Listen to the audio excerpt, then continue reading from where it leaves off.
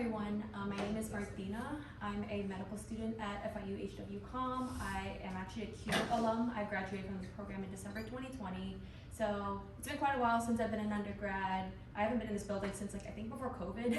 So it's been a while. Also, you guys talking about the little points and all the membership stuff, that really takes me back to those days. But once you get to medical school, it never really ends because then you have to apply for residency. But that's a conversation for another time.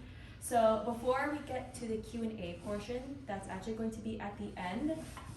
Today's presentation is going to be a little bit unique because I won't really be walking you through their different requirements or how to get into med school, that kind of thing. I'm sure you guys already have an idea of how that works. I'm sure you guys all know how to use Google. You guys can look for that information yourself. I'm definitely more than happy to answer questions about that afterwards, but for the presentation today, I'm actually going to be telling you about my personal journey through medical school and some of the obstacles that I've encountered during my time at HWCOM and how I've overcame them. So without further ado, here is my presentation. Also, before we get started, has anyone ever heard of MEDx? Oh wow, okay, that's everyone. Okay, I'm impressed. So I actually gave this presentation originally exactly 2 months ago on January 27th at this year's MEDx event. That was a little baby version because I had to limit that one to about 7 minutes because there were other presenters during that event. But today, since it's just me, you guys are actually in for a little treat because this version is a little bit longer, has a little bit more details. So I hope you guys enjoy and you'll get something out of it. So here I have my presentation and it's called Still Here. All right, so let's travel back in time to one of the most transformative and exciting moments of my life. And that was getting my white coat. So finally, after years of blood, sweat, and tears, I was finally and officially a medical student. Dr. Phan was finally becoming a reality. I was excited to embark on this journey for my family, which is made up of immigrants from Vietnam. They fled their home country after the Vietnam War to secure a more stable and successful future, not only for themselves, but for their future generations. And for my family, education was always a priority. So you can imagine how excited they were when they learned that I was going to medical school. I also wanted to go into medicine because of my younger brother who has autism, my dad who sadly passed away suddenly a few years ago, and also for my mom who is my biggest cheerleader to this day. And I also couldn't wait to finally be a medical student, to finally start living this dream that I've had for so many years. And I was excited, but I was also really aware that medical school is not easy. However, I believe that I was still ready for the challenge because, well, up to this point, I had made it this far. Well, what could possibly go wrong? Well, little did my poor innocent soul know at the time, oh honey, you've got a big storm coming. So, first semester starts in the fall of 2021, and within the first week, the excitement that I was feeling at my white coat ceremony, it wore off really fast. And I became super overwhelmed by the heavy workload and I fell behind really quickly. And even with hours and hours of seemingly endless studying, I was still doing really poorly on the quizzes and the exams. And I felt like for the first time in my life that my hard work wasn't paying off, which of course wasn't a good feeling because I was used to putting in the work and then getting the results, and that's not what was happening here. And as you can see, I was beyond exhausted every day. I was neglecting my well-being and I wasn't really taking care of myself. But I was also really embarrassed and hesitant to seek help at this time because, well, I had never struggled so much in school before, and it seemed like all of my other classmates were killing it and that they had their lives together. So I started to believe that I wasn't smart enough to be in medical school and that I really didn't deserve to be here. And I kept pushing through, hoping that things would start getting better. But unfortunately, I failed my first class at the end of the semester. And I was crushed because, well, up to this point, I had never failed anything, much less a class in school. And I had to spend my winter break studying for the remediation exam, which was scheduled for the first week back at school in January. This was in 2022. And unfortunately, as it just seemed like I didn't have a lot of luck at that time because I ended up failing that exam by just one question. And because of that, I had to meet with a committee to ultimately kind of determine my fate or what was going to happen to be next. And I explained my circumstances. I really wanted to stay with my class. I didn't want to get held back. I wanted to keep going. I told them, I've had a lot of stuff going on in my life and I feel like, I am slowly starting to get better. This is just a little bump in the road. I told them all kinds of things and eventually they let me continue with my class, which was the class of 2025. And I was allowed to continue and very slowly I did start to improve. And then eventually I did make it to second year. And also the first block of second year, which was cardiopulm or cardiovascular and the pulmonary or the respiratory system is a combined class. And so far, it seems like everything was going well and things were finally starting to get better. I was doing all these cool things. I presented at a conference. I even performed at their med prom. It seemed like things were going great finally, but underneath the surface, history was starting to repeat itself. And I had my first and hopefully only, so far at least, panic attack in the middle of a simulation session where it seems like everyone knew everything except me. And a couple of days after that, I ended up doing poorly on my cardio midterm. However, I did rebound with the pulmonary midterm, but only to do poorly again on the combined cardio-pulm final. And then I failed another class. This time, it was only by 1%. And I got the email while I was in a meeting, and I waited until the meeting was done and everyone had left except for the faculty member who was leading the meeting, who also happened to be the head counselor at HWCOM. I was also going to therapy with her. So after everyone left, I started bawling in front of her, of course, and I told her, I showed her the email, I told her everything that had happened, but unfortunately, this is kind of a recurring theme with medical school because when you're a med student, your life kind of just doesn't stop, or school doesn't stop for you. Regardless of what's going on in your life, you kind of have to keep going and kind of act like everything's fine. So I had to wipe my tears away and pretend that everything was okay because literally 2 hours after I found out that I failed another class, I had a standardized patient encounter that I had to go to and I couldn't skip it. So I had to go and do that and pretend that everything was okay, like it shows there. So now we're in June 2022. I continued going to school, like everything was normal, and I also had to meet with the committee again to kind of try to convince them, I can still do this. This time I only failed by 1%. I was so close. Please let me take the remediation exam. Let me keep going with my class. But then, just when I thought that things couldn't get any worse than they were now, I got COVID. So I had to stay home while I recovered and also studied for an upcoming midterm exam that I had. Like I mentioned before, school doesn't stop for life. You kind of have to just keep going. But then the day before, I was scheduled to return to school and finish the semester and take that midterm exam. I was given the devastating news that I would have to start medical school all over again from the very beginning. I took a leave for the rest of the semester, and then within hours of receiving that decision from the school, I was no longer an actively enrolled medical student. During this time, I was super depressed, ashamed, lost, and alone. I was angry at myself for allowing myself to hit rock bottom and falling this far. I felt like I had let everyone down in my life, but especially my mom, my brother, and my dad. I questioned myself over and over why I was even on this journey, and was it even worth it at this point? I couldn't see the light at the end of the tunnel, and it was truly one of the most darkest periods of my entire life. I also had to deal with the social fallout of repeating a year of medical school. because I was told that I had to repeat, and then I took a leave for the rest of the semester. There's really only about a week of school left at that point before summer break, but even then people still noticed that I was missing, or that I had kind of randomly disappeared, and they basically started speculating where I was, so that wasn't really fun to deal with.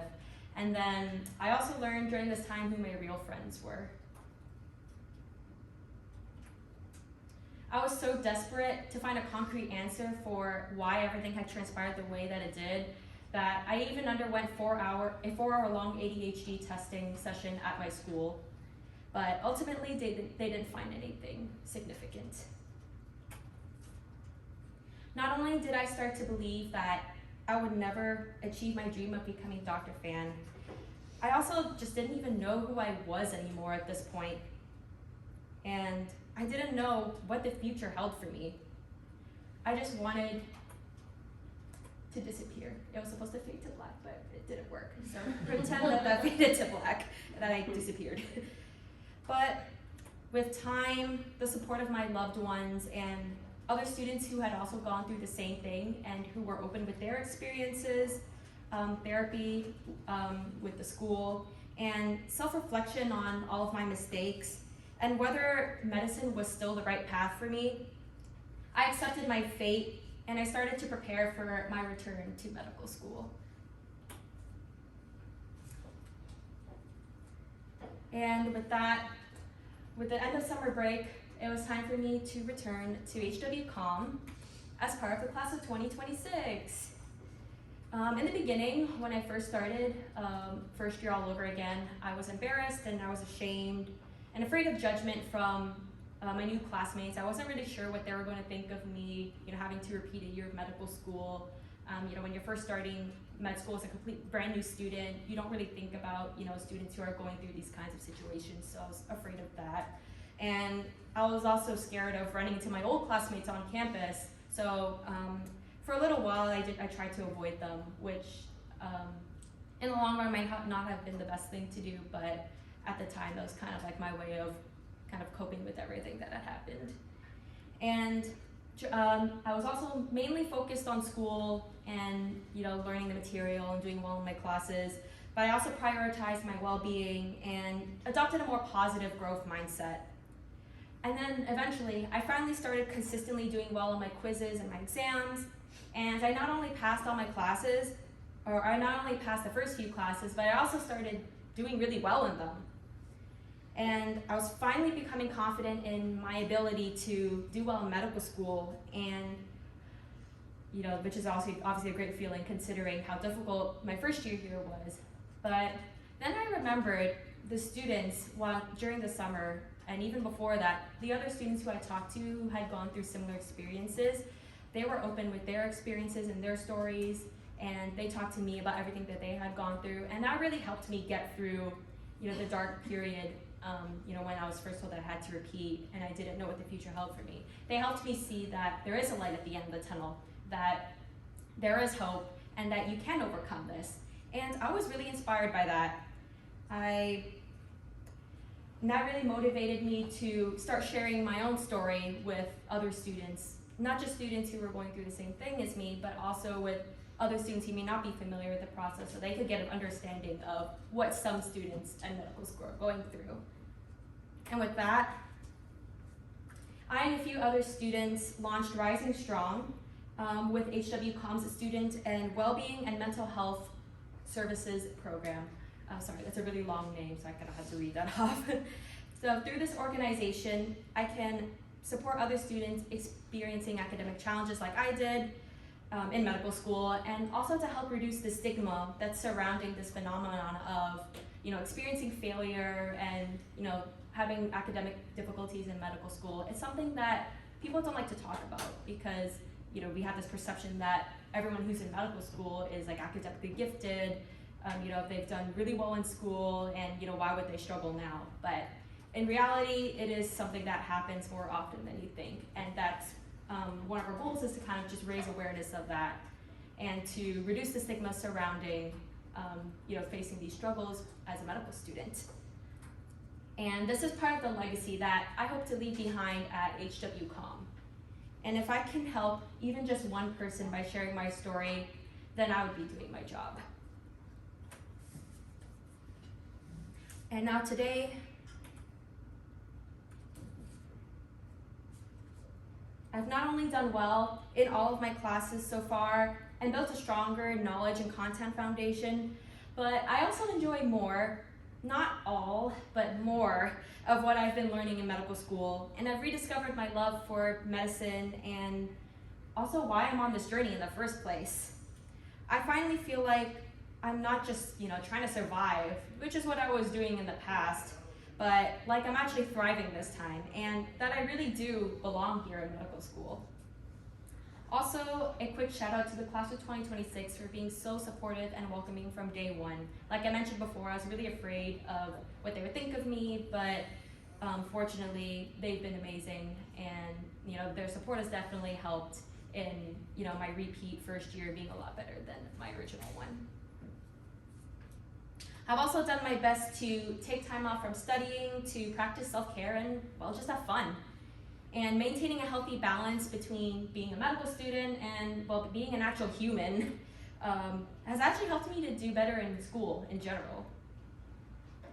And with all of that, I successfully finished my repeat first year this past Friday, and now I'm officially a second-year medical student. And this is how I celebrated that, achieving that milestone this past weekend. What's not pictured here is the bottomless mimosas that I had yesterday. Don't tell anyone. And it sounds very cliche. You guys have probably heard this saying so many times, but I wholeheartedly believe that everything happens for a reason. In the class of 2025, I was pretty much settling. I thought that I was capable of just barely passing my classes. I didn't have to try to do well. I just had to try to get through everything. I adopted that motto, like C's or P's equals MD. That was like my life motto for like a year. But even though I was kind of scraping by, I wasn't really learning the material like I was supposed to. I wasn't really grasping anything. Kind of like I said before, I was just trying to survive rather than thrive. And now in the class of 2026, that's not really the case anymore. I'm not just scraping by anymore. In fact, this year in the class of 2026, I actually achieved my goal of getting at least an 80% in all of my courses. And I even got 90s in some of the basic science courses this year. And that was just something that I never thought that I would be able to achieve when I was part of the class of 2025. So that was definitely something that I was really proud of. And I also rediscovered that I'm capable of, being great. I'm not just, trying to pass and trying to get through medical school and kind of coasting by like I was before. I'm capable of, actually doing well and being successful in medical school, which will ultimately help me to become the best physician that I can be in the future. And I also realized, although I've heard this saying before, I don't think I really understood it until I went through all of this.